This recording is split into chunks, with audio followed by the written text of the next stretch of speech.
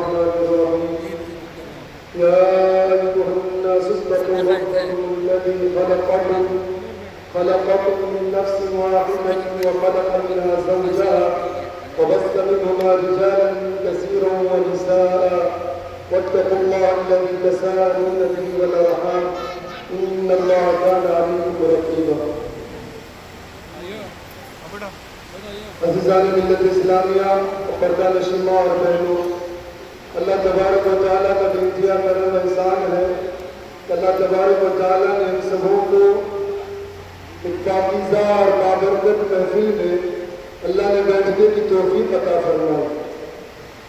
ہماری ایک گزارش ادباً آپ حضرات سے یہ ہے، جو ہماری مائیں بہنیں سن رہی ہیں، نکاح کی مجلس ہے، قرآن کی آیات پڑھی جائیں گی، اس لیے کم از کم سروں پر دوپٹے ڈال لیں. جو ہمارے بھائی بہن بھائیاں بیٹھے ہوئے ہیں ان سے ہماری گزارش ہے، اللہ کا قرآن جناب محمد رسول اللہ صلی اللہ علیہ وسلم کا فرمان پڑھا جائے گا، آپ بھی کم از کم مسلمانی ہونے کا ثبوت ظاہری اعتبار سے آپ دیں. دیکھیں میرے بھائیوں، ایک نکاح بابرکت عبادت ہے اللہ تبارک و تعالیٰ کے نزدیک، اور نکاح اتنی بڑی عبادت ہے کہ دنیا کے اندر جب کوئی عبادت نہ تھی، جب انسان دنیا میں نہ بسا تھا، تب بھی نکاح موجود تھا، اور جب دنیا ختم ہو جائے گی، جب کچھ باقی نہ رہے گا، نکاح جیسی عبادت بھی جنت کے اندر باقی رہے گا. یعنی دنیا نہ بنی تھی، حضرت آدم والا نبی علیہ السلام میں وجود ہوا، اللہ تبارک و تعالیٰ نے سیدنا آدم علیہ السلام کو نکاح کا حکم فرمایا تو جنت میں نکاح ہوا. دنیا نہ بنی تھی، عبادت نہ تھی، ہر عبادت سے پہلے جو عبادت ملی ہے وہ نکاح ہے، اور یہ ساری عبادتیں جب ختم ہو جائے گی جو عبادت باقی رہے گی وہ نکاح ہے. تو نکاح ایک بہترین عبادت ہے، اس کے ذریعے سے انسان کی عزت و عصمت کی حفاظت ہوتی ہے. نکاح اتنی بڑی عبادت ہے، ایک صحابی رضی اللہ عنہ نقل کرتے ہیں کہ آقا مدنی جناب محمد رسول اللہ صلی اللہ علیہ وسلم نے فرمایا، ازدواجی زندگی کے ساتھ ایک دن گزارنا اور غیر ازدواجی زندگی کے ساتھ اتنے دنوں کی زندگی گزارنا اس کی عبادتوں سے بہتر ہے کہ انسان نکاح کے ساتھ زندگی گزارے. یہی وجہ ہے کہ ربیع اللیث سمرقندی رحمۃ اللہ علیہ نے فرمایا کہ غیر شادی شدہ مرد اور عورت عام حالات میں اگر 2 رکعت نماز پڑھے تو 2 رکعت کا ثواب ملتا ہے، لیکن نکاح ایک ایسی پوتر عبادت ہے کہ بندہ اس نکاح کے بندھن میں بن کر اگر دنیا میں 2 رکعت نماز پڑھے تو 2 رکعت پر اللہ 70 رکعت کا ثواب عطا فرماتا ہے. تو نکاح ایک ایسی پوتر عبادت ہے. یہی وجہ ہے کہ علماء کرام نے فرمایا کہ عبادت جب شروع کی جاتی ہے تو اصول اور ضابطہ یہ ہے کہ اس پر ثواب ملتا رہتا ہے. مثلا نماز اسٹارٹ کیے، شروع کیے، جب تک سلام نہ پھیرا ہر لمحے اس کو اجر و ثواب ملے گا. حج کے ارادے سے گھر سے نکلا، جب تک حج سے واپس نہ آئے ہر لمحے میں اس کو ثواب ملے گا. اسی طریقے سے روزہ رکھا، صبح کے وقت سحر کھایا، جب تک غروب نہ ہو جائے، جب تک افطار نہ کرے اس کو اجر و ثواب ملتا رہے گا. علماء نے فرمایا اسی طریقے سے جب بندہ نکاح کرتا ہے، جب تک نکاح کے بندھن میں برقرار رہتا ہے، اس کا اٹھنا بھی عبادت، بیٹھنا بھی عبادت، سونا بھی عبادت ہے. کیونکہ اللہ تبارک و تعالیٰ نے جو عبادت کا جو ثواب رکھا ہے کہ جو اسٹارٹ ہوتا ہے اس پر ثواب ملتا ہے، ختم تک ثواب ملتا رہتا ہے. اسی طریقے سے علماء نے فرمایا کہ جب نکاح کا بندھن کی ایجاب و قبول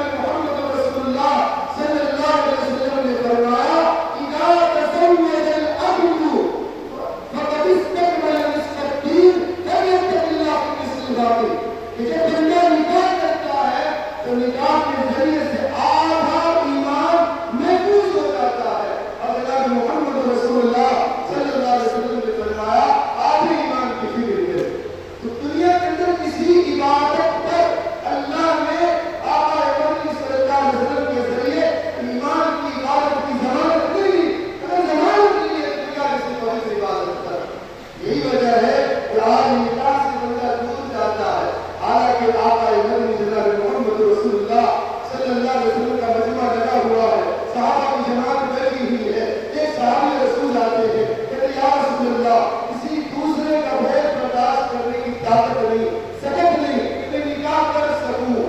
اللہ کے نبی صلی اللہ علیہ وسلم نے فرمایا تم نکاح کر لو، نکاح کے ذریعے اللہ تمہیں مالدار بنا دے۔ مالدار اس معنی پر نہیں کہ جہیز میں اچھے پیسے آ جائیں گے، نہ بلکہ اس وجہ سے کہ جب بندہ نکاح کرے گا ایک ذمہ داری بڑھے گی، اللہ روزی کے دروازے کھول دے گی۔ ان اللہ یرزق من یشاء بغیر حساب، اللہ بے حساب روزی دینے والی ذات۔ اس لیے میرے بھائیوں، نکاح ایک پوتر عبادت ہے۔ آقا امام جناب محمد رسول اللہ صلی اللہ علیہ وسلم نے حدیث میں فرمایا یا معاشر الشباب من استطاع منکم الباءۃ فلیتزوج فإنه أغض للبصر وأحسن للفرج ومن لم يستطع فعليه الصوم فإنه له وجاء۔ اے نوجوانوں کی جماعت، تم یہ نہ دیکھو کہ نوکریاں مل جائے، ڈگریاں مل جائے اور بڑی عمر میں پہنچ جائے، بڑی چیزیں آ جائے، جب تم نکاح کروانا اللہ کے نبی صلی اللہ علیہ وسلم نے فرمایا یا معاشر الشباب، اے نوجوانوں کی جماعت، تم نکاح کر لو۔ نکاح کے ذریعے سے نکاحوں کی حفاظت ہوتی ہے، سرمایوں کی حفاظت ہوتی ہے۔ اگر تمہارے پاس طاقت نہیں ہے کسی کے بھید کو برداشت کرنے کی، تو عزت اور ناموس کی حفاظت کا ذریعہ اللہ نے روزے کو رکھا ہے کہ تم روزے کو لازم پکڑ لو، اس لیے روزہ نفس کو توڑتا۔ اس لیے میرے بھائیوں، نکاح ایک پوتر عبادت ہے، لیکن نکاح کے بندھن میں بن جاتے ہیں کچھ حقوق ہے جو اللہ کے نبی جناب محمد رسول اللہ صلی اللہ علیہ وسلم نے نوشے دلہا کو بھی بتلایا، دلہن کے لیے بھی بتلایا کہ دلہا اور دلہن کے نکاح کے جو اصول ہیں اس کو ذہن میں رکھنا چاہیے۔ آج جتنے بھی طلاق کے واقعات پیش آتے ہیں کہیں نہ کہیں اسلام سے دوری ہے، اسلام کی سیرت سے ناواقفیت ہے۔ اللہ کے نبی صلی اللہ علیہ وسلم کی سیرت کو اٹھا کر دیکھے، اللہ کے نبی صلی اللہ علیہ وسلم نے بیوی کے ساتھ کیا حسن سلوک بدلا ہے۔ ہم عائشہ صدیقہ رضی اللہ عنہا ایک مرتبہ پانی کا پیالہ ہاتھ میں لی ہوئی تھی، پانی پی رہی تھی۔ اللہ کے نبی صلی اللہ علیہ وسلم گھر میں پہلے جگہ پر تشریف لائے، اللہ کے نبی نے دیکھا، فرمایا عائشہ ذرا پانی بچا کر رکھنا۔ ہم عائشہ رضی اللہ عنہا نے پانی بچا کر رکھا، اللہ کے نبی صلی اللہ علیہ وسلم کے دربار میں پیش کی۔ اللہ کے نبی صلی اللہ علیہ وسلم نے اس پیالے کو لیا، جب پینے کے لیے ہونٹ پر لگانا تھا رک گئے۔ اللہ کے نبی صلی اللہ علیہ وسلم نے فرمایا عائشہ تم نے اپنا ہونٹ پر لگا رکھا تھا۔ اللہ کے نبی صلی اللہ علیہ وسلم اسی جگہ ہونٹ لگا کر پانی پیے۔ یہ بیوی کے ساتھ محبت آقا جناب محمد رسول اللہ صلی اللہ علیہ وسلم کی سنت کا طریقہ ہے۔ اللہ کے نبی صلی اللہ علیہ وسلم آج ہماری تمنا کیا ہوتی ہے؟ خانہ کعبہ میں موت آ جائے، مدینے میں موت آ جائے، لیکن میرے بھائیو آؤ آقا کی سنت دیکھو۔ جب میرے آقا صلی اللہ علیہ وسلم دنیا سے تشریف لے جا رہے تھے، آخری لمحہ ہے اور آقا نبی صلی اللہ علیہ وسلم کا سر آپ کی زوجہ حضرت عائشہ صدیقہ رضی اللہ عنہا کے گود میں ہے اور اللہ کے نبی کی سانس آخری نکلی۔ اللہ کے نبی صلی اللہ علیہ وسلم کا آخری لمحہ ہم عائشہ رضی اللہ عنہا کے گود میں، یہ بیوی سے پیار، یہ بیوی سے محبت آقا نبی صلی اللہ علیہ وسلم نے سکھایا۔ اسی طریقے سے اللہ کے نبی صلی اللہ علیہ وسلم نے عورت کے حقوق بتلائے۔ اللہ کے نبی صلی اللہ علیہ وسلم کے دربار میں ایک صحابی آئے، اس نے عرض کیا یا رسول اللہ میرا اونٹ پاگل ہو گیا ہے، میں اس کو مسجد نبوی کے باہر چھوڑ رکھا ہوں۔ اللہ کے نبی صلی اللہ علیہ وسلم دوڑ کر آئے، اونٹ دوڑتا ہوا آیا، صحابہ پریشان ہو گئے کہ اونٹ حملہ نہ کر دے۔ تو اللہ کے نبی صلی اللہ علیہ وسلم کے پاس آیا، اونٹ اپنا سر پیشانی اللہ کے نبی کی قدم مبارک کر دی۔ صحابہ نے جب منظر دیکھا کہ یا رسول اللہ یہ بے جان جانور ہے، یہ جانور ہو کر اور عبادت کا مکلف نہیں ہے، اس لیے آپ کا سجدہ کیا۔ اگر آپ ہمیں اجازت دے، اسلام اجازت دیتا ہے تو میں آپ کا سجدہ کروں۔ اللہ کے نبی صلی اللہ علیہ وسلم نے فرمایا اللہ کے علاوہ کسی کے سامنے سر جھکانے کی اجازت نہیں ہے۔ اگر میں اجازت دیتا تو بیوی کو حکم دیتا کہ شوہر ہو سکتا ہے۔ یہ شوہر کا مقام، یہ مرتبہ اللہ کے نبی جناب محمد رسول اللہ صلی اللہ علیہ وسلم نے بیان فرمایا۔ اور میرے بہنوں یاد رکھنا، اللہ کے نبی صلی اللہ علیہ وسلم کی حدیث یاد رکھنا۔ اللہ کے رسول صلی اللہ علیہ وسلم نے فرمایا کہ میری ماؤں اور بہنوں کے لیے اللہ کے نبی نے فرمایا المرأة اذا صلت خمسها وصامت شهرها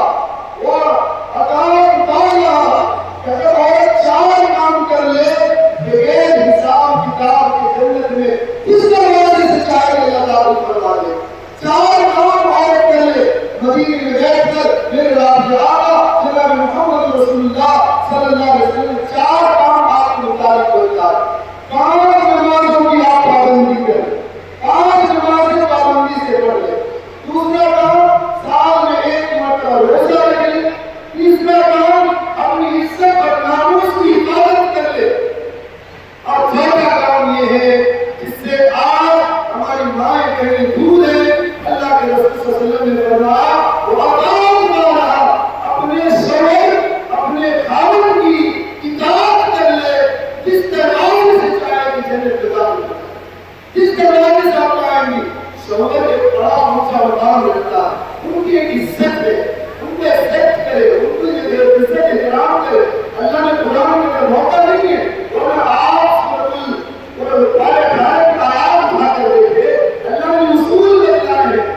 شوہر گھر کے اندر آئے تو بیوی کو کیا حکم ہے کہ ان کا استقبال کرے, دروازے پر ان کا ویلکم کرے, اصول ہے. لیکن آخر میں دوسرے جو مرد حضرات ہیں وہ بھی غور کریں اور حجاب و قبول کے چھوٹے سے لفظ کے ذریعے سے اپنے گھر کو چھوڑتی ہے, اپنے جوڑیدار کو چھوڑتی ہے. کہ ماں کی شفقت کے تلے اس نے 20 سال 25 سال گزاری, باپ کا پیار پایا, بہنوں کا ساتھ پایا, دوست و احباب کے ساتھ رشتے دار ہے. ایک نوشے کے سامنے اجابت قبول ہوتا ہے, اگر میں نے قبول کیا اپنے گھروں کو چھوڑتی ہے. 20-25 سال کی اپنے باپ کی محبت, ماں کی شفقت کو چھوڑتی ہے اور اپنے شوہر کے سہارے بے سہارا ہو کر اپنے شوہر کے ہاتھ میں شوہر کے گھر آ جاتی ہے. اس لیے تمام مردوں سے درخواست ہے, یاد رکھے ہمیں کچھ بھی چھوڑنا پڑتا, گھر ہمارا ہے, ماں باپ ہمارے ہیں, بھائی بہن ہمارے ہیں, سب کچھ ہمارا گھر کے اندر ہے. اور کوئی دلہن آ رہی ہے, ساری چیزوں کو چھوڑ کر آ رہی ہے, تو آپ کو چاہیے ان کے ساتھ اچھے سلوک کرے, ان کے ساتھ اچھا برتاؤ کرے, آپ کے سارے آئیں. اس لیے ساس سسر کو بھی چاہیے کہ میاں بیوی کے درمیان انتظار کرے, ان کو زندگی بسر کرنے دے.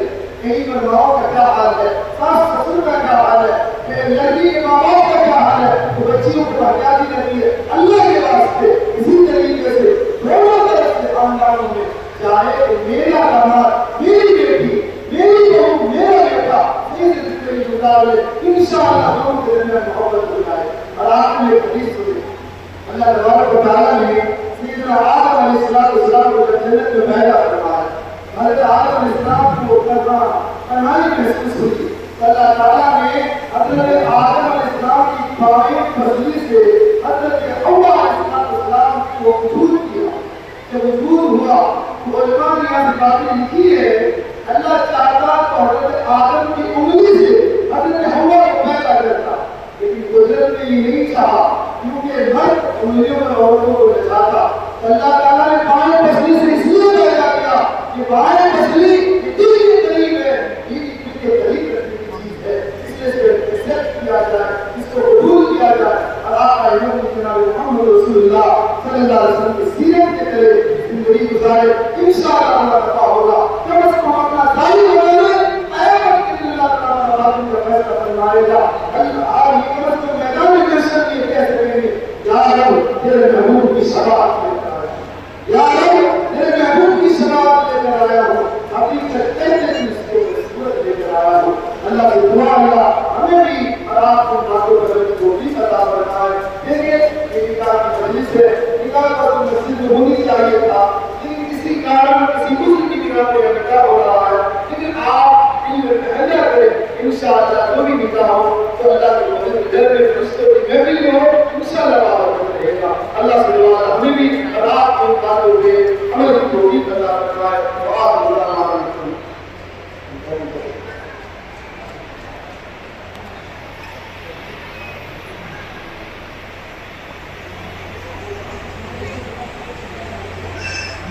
بسم اللہ الرحمن الرحیم.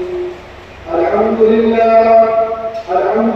نحمده ونستعینه ونستغفره ونؤمن به ونتوکل علیہ ونعوذ باللہ من شرور انفسنا ومن سیئات اعمالنا.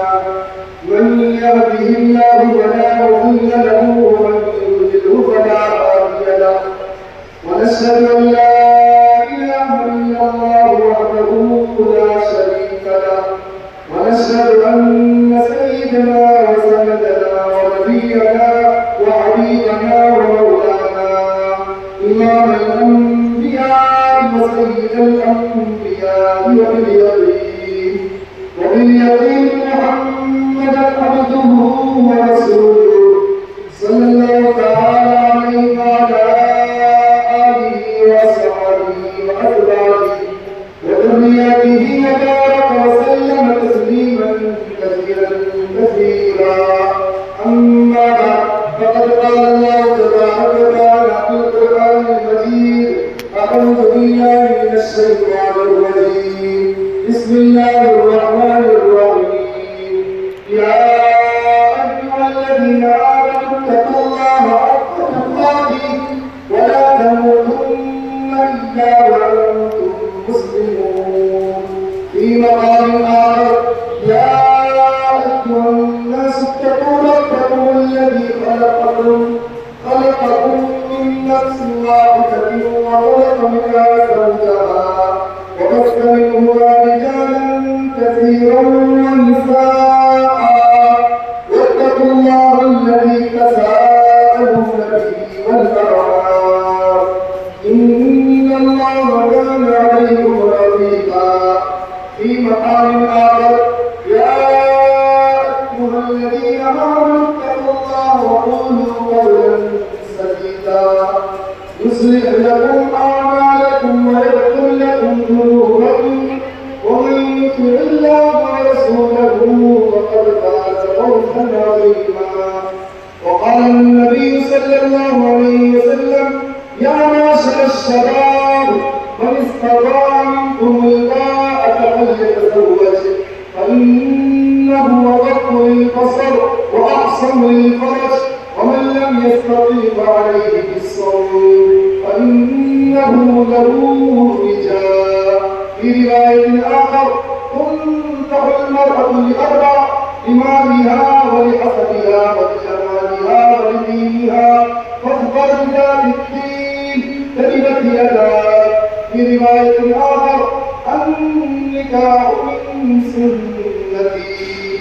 في رواية آخر: ومن رغب عن سنتي فليس مني، أو كما قال عليه الصلاة والتسليم.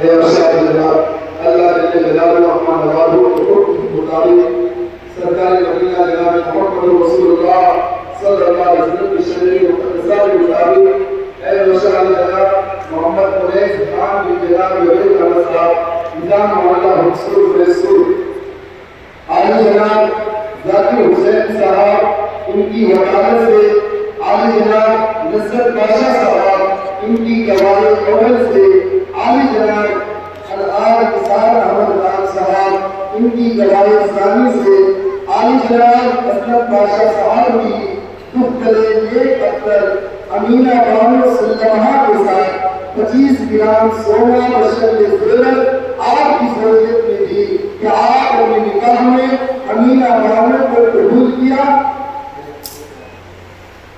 اے بشر جناب اللہ جل جلالہ و مقامہ کے حکم کے مطابق سرکار مدینہ جناب محمد رسول اللہ صلی اللہ علیہ وسلم کی شریعت مقدسہ کے مطابق محمد قریش خان بن جناب بدر خان صاحب علی جناب ذاکر حسین صاحب ان کی وکالت سے علی جناب نصرت بادشاہ صاحب ان کی گواہی اول سے علی جناب نثار احمد خان صاحب ان کی گواہی ثانی سے علی جناب اسلم بادشاہ صاحب کی دختر نیک اختر امینہ بانو سلمہ کے ساتھ 25 گرام سونا بشر زیورت آپ کی زوجیت میں دی کہ آپ اپنی زوجیت میں اپنی نکاح میں امینہ بانو سلمہ کو قبول کیا. کیا آپ نے قبول؟ بارک اللہ لکم و جمع بینکم فی الخیر.